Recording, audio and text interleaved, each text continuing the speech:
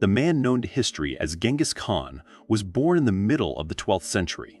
While different sources place his year of birth between 1155 and 1167, the most commonly accepted date is 1162. His personal name was Temujin, and he was a member of the Hö'elün clan. There is also no consensus on Genghis's place of birth, but it is likely he was born around the upper valley of the Hö'elün River, near the sacred mountain of Hö'elün in the Kentiai Mountains in northeastern Mongolia. Temujin's father was a Mongol chieftain named Yesügei. According to the secret history of the Mongols, Yesügei was the grandson of Kublai Khan, head of the Hö'elün clan. Some historians argue this was propaganda to enhance Genghis's lineage. Nevertheless, he led a fearsome band of warriors serving Kutula in the 1150s. Yesügei was sworn brother to Togrul, leader of the Karaite tribe. They fought the Merkit Confederation relentlessly.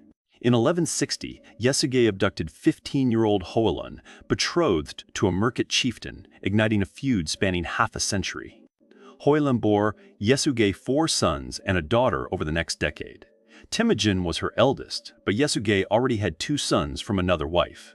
Temujin was neither firstborn nor heir. From childhood, Temujin mastered horsemanship and archery core skills of steppe warfare. He trained in hunting and falconry, his lifelong passions. His closest friend was Temüjin of the Jatarad clan. They became sworn brothers. In around 1171, when Temujin was probably around 9 years old, he was betrothed to Borte, the daughter of Daisechen, a chief of the Ongirad tribe. Yesügei could only afford to offer a single horse for Borte. Until a greater dowry was paid, Temujin had to stay and work for his future father-in-law. During a raid, Yesügei encountered Tartars who invited him to dinner. Bound by steppe hospitality traditions, he accepted and was poisoned. The slow-acting poison let Yesügei order Temujin's return home. Hö'elün failed to claim leadership, and the Taichud seized power over the Mongols. Hö'elün's family was reduced to destitution. When beggars stole fish from Temujin in Kasar, the brothers ambushed and killed him. The Taichud used beggars' murder as pretext to capture Temujin. He escaped into woods, but was recaptured after 6 days.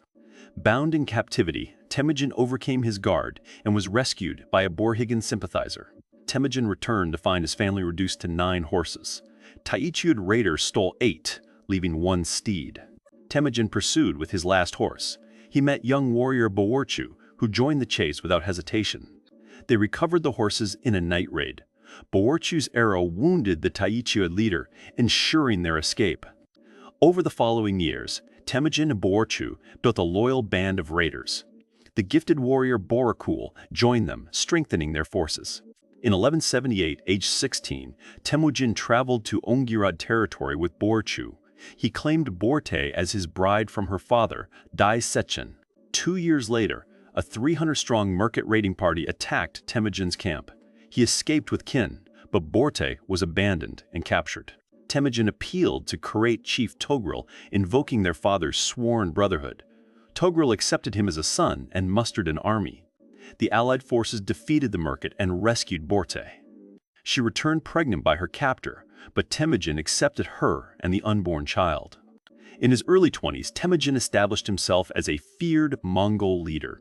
His main rival was his childhood sworn brother, Temüjin, leader of the Jatarad clan. In 1186, Temujin's followers elected him Khan of the Hö'elün clan. However, his rise was halted after defeat by Temüjin's army at Dalan Baljut, forcing him into exile. Exiled, Temujin took refuge in Jin, China.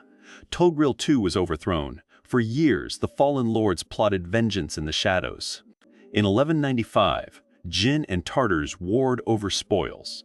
Temujin seized chaos allied with Jin, crushed Tartars in relentless battles. Plunder made him wealthy and feared. Temujin restored Togrul as Karaite Khan with newfound wealth. Then, vengeance, Subadai, aged 21, infiltrated the Merkit camp. Intelligence sparked a brutal, swift slaughter. Victories mounted, Merkit and Naiman crushed. Rival tribes trembled, electing Temüjin universal Khan. Forewarned of Temüjin's ambush, Temujin allied with Togrul. A blizzard crippled the coalition. Mongols butchered foes in the snowstorm's veil. Temujin pursued Temüjin's fleeing allies at Koitan by the Hö'elün River. An arrow struck his neck. Poisoned, Gelmi saved him, sucking venom from the wound. He spared the captured archer, praising his skill. "Call me Jibei the Arrow," the marksman vowed, joining Temujin's ranks as a future legend. Jamuga forged a new alliance with the Naiman and traders. Winter battles raged. Temujin was named heir to Togrul's Karaite Khanate, sealing their pact. Betrayal. Togrul's son defected, forcing the old Khan into Jamuga's coalition. Temujin's forces shattered in a surprise Karat assault, half his army slain.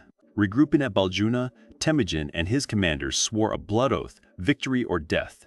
Khazar returned, and Togrul's coalition began to fracture. In autumn, Temujin attacked Togrul. After 3 brutal days, Mughali shattered the Karat lines. Fleeing, Togrul was slain by Naiman bandits. Temujin absorbed the Karat nation, welcoming Togrul's commanders. His weary forces now merged tribes under one banner. Jamuga rallied the Naiman anew. Facing this last coalition, Temujin restructured his army into units of 10, 100, and 1,000.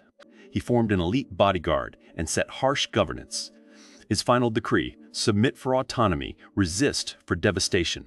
In 1204, Temujin convened a Qiltai to plan the Naiman campaign.